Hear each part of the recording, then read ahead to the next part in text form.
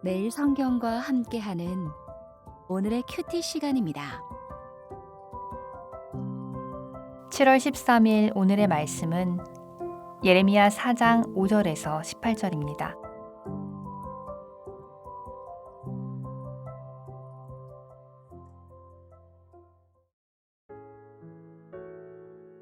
너희는 유다에 선포하며 예루살렘에 공포하여 이르기를 이 땅에서 나팔을 불라 하며 또 크게 외쳐 이르기를 너희는 모이라 우리가 견고한 성으로 들어가자 하고 시온을 향하여 깃발을 세우라 도피하라 지체하지 말라 내가 북방에서 재난과 큰 멸망을 가져오리라.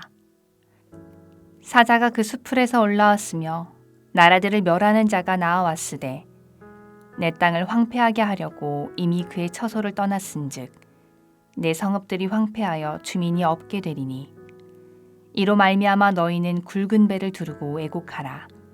이는 여호와의 맹렬한 노가 아직 너희에게서 돌이키지 아니하였음이라. 여호와의 말씀이니라. 그날에 왕과 지도자들은 낙심할 것이며 제사장들은 놀랄 것이며 선지자들은 깜짝 놀라리라. 내가 이르되 슬프도소이다 주 여호와여 주께서 진실로 이 백성과 예루살렘을 크게 속이셨나이다. 이르시기를 너희에게 평강이 있으리라 하시더니 칼이 생명에 이르렀나이다. 그때의 백성과 예루살렘에 전할 자가 있어서 뜨거운 바람이 광야에 있는 헐벗은 산에서 내 딸 백성에게 불어온다 하리라. 이는 키질하기 위함도 아니요 정결하게 하려 함도 아니며 이보다 더 강한 바람이 나를 위하여 오리니 이제 내가 그들에게 심판을 행할 것이라. 보라, 그가 구름같이 올라오나니 그의 병거는 회오리 바람 같고 그의 말들은 독수리보다 빠르도다. 우리에게 화 있도다. 우리는 멸망하도다 하리라. 예루살렘아, 내 마음의 악을 씻어버리라. 그리하면 구원을 얻으리라. 내 악한 생각이 내 속에 얼마나 오래 머물겠느냐. 단에서 소리를 선포하며 에브라임 산에서 재앙을 공포하는도다. 너희는 여러 나라에 전하며 또 예루살렘에 알리기를 애워싸고 치는 자들이 먼 땅에서부터 와서 유다 성읍들을 향하여 소리를 지른다 하라. 그들이 밭을 지키는 자같이 예루살렘을 애워싸나니 이는 그가 나를 거역했기 때문이니라. 여호와의 말씀이니라. 내 길과 행위가 이 일들을 부르게 하였나니 이는 내가 악함이라. 그 고통이 내 마음에까지 미치느니라. 말씀으로 하루를 여는 묵상의 시간입니다.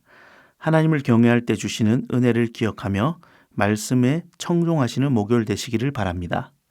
오늘 본문은 예레미야 4장 5절에서 18절까지 말씀입니다. 유다를 향한 징벌이 이루어집니다. 예루살렘은 안전하다라는 백성들의 잘못된 믿음을 철저히 무너뜨리십니다. 먼저 5절부터 10절까지 말씀을 보겠습니다. 유다에 선포하여 예루살렘에 모이게 하십니다. 예루살렘에 모인 백성들은 견고한 성 안에 구원을 얻을 것을 기대합니다. 또한 그들에게는 예루살렘은 하나님이 함께 하신 곳이므로 절대 무너지지 않을 확신이 있었습니다. 그러나 성읍들은 황폐하여지고 백성들은 배를 두르고 애곡하게 됩니다. 결코 무너지지 않을 것이라 생각했던 예루살렘 성의 황폐해진 모습은 왕과 지도자를 낙심케 할 것이며 하나님의 성전이라 여겼던 제사장들은 놀라게 될 것입니다. 더 이상 예루살렘은 난공불락의 성이 아니라 피한 이로 하여금 죽음을 보게 하는 곳이 되었습니다. 예루살렘은 그 견고함으로 평가받는 곳이 아닙니다. 이스라엘 성은 하나님이 되심으로 그들은 안전하였습니다. 이스라엘 성 가운데 하나님이 함께 하심으로 그들이 안전하였다는 것입니다. 그러나 하나님을 떠난 백성과 하나님이 떠나신 성은 돌덩어리에 그칩니다. 누구나 점령할 수 있고 세상은 더욱 무너뜨리고 차지할 수 있는 먹잇감이 되게 됩니다. 하나님이 없는 예루살렘과 하나님이 없는 이스라엘은 보잘것없는 민족과 성에 불과하기 때문입니다. 그러나 예루살렘에만 있으면 아브라함의 자손이기만 하면 된다는 그들의 생각은 철저히 짓밟히고 무너집니다.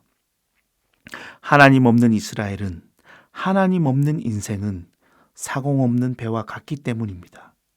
파도와 바람에 쉽게 흔들리고 갈 길을 잃게 되는 것입니다.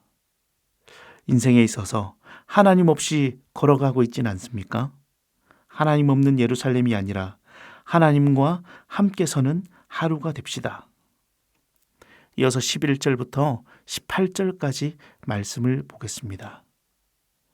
가라지를 거르기 위한 키질도 아니요 정결하게 하는 바람도 아닌 심판의 바람이 불러옵니다. 그들의 죄악을 철저히 심판할 강한 바람이 그들을 멸망으로 이끌 것입니다. 적당히 경고하는 정도가 아닌 철저한 심판입니다. 하나님을 떠나고 이방 우상을 섬긴 그들의 최후입니다. 아버지를 버리고 신랑을 배반한 인생의 모습입니다. 심판의 뜨거운 바람 앞에 속수무책입니다. 이스라엘의 모든 곳에서 이스라엘의 모든 사방이 둘러싸임을 당합니다.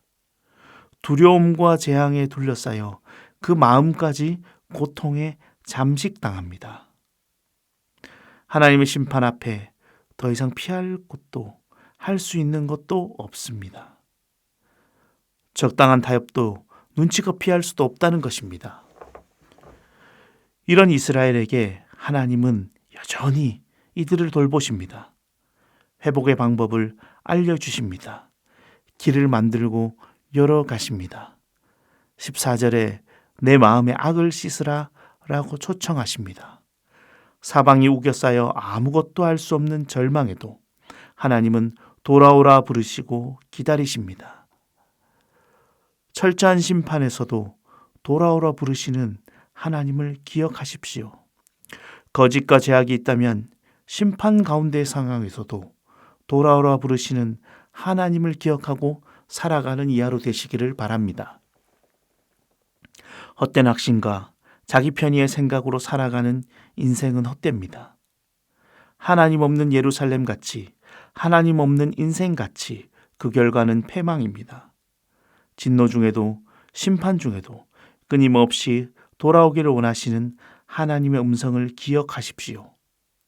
죄 가운데 있다면, 심판 가운데 있다면 다시 마음을 돌려 하나님 앞에 나오는 귀한 인생 되기를 소망합니다. 함께 기도드리겠습니다. 하나님, 예루살렘에만 있으면 안전할 것이라고 착각하고 살았습니다. 하나님과 함께함이 중요하건만 보이는 것만 추구하며 외형으로 인정받고 껍데기의 안락함에 취해 죄 가운데 살았습니다. 우리의 어리석음을 용서하여 주시옵소서. 철저한 심판 가운데도 돌아오라 부르신 주님을 기억하게 하옵소서. 예수님의 이름으로 기도하옵나이다. 아멘.